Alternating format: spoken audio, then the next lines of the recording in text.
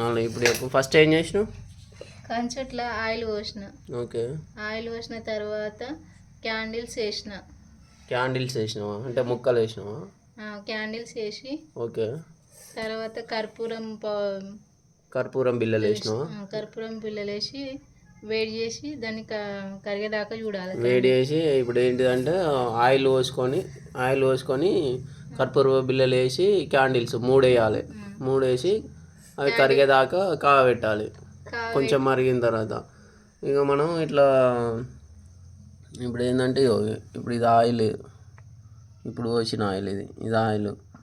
ఇట్లాంటి కప్పులలో ముందే వత్తులు తీసుకొని వత్తులు పెట్టేసుకొని ఫస్ట్ ఇట్లా వత్తులు పెట్టేసుకొని తర్వాత ఈ ఆయిల్ పోసినాం అనుకో, ఈ కాగిన ఆయిల్ ఇట్లా పోస్తే ఇది గడ్డ కడుతుంది.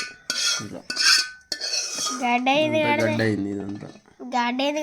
అట్లా అయితే మనకి ఎక్కువసేపు క్యాండిల్స్ వస్తాయి, అక్కడిక్కడ పడిపోకుండా ఉంటుంది ఇక మనం వత్తుల్లో ఈ కప్పులలో పోసినప్పుడు. అది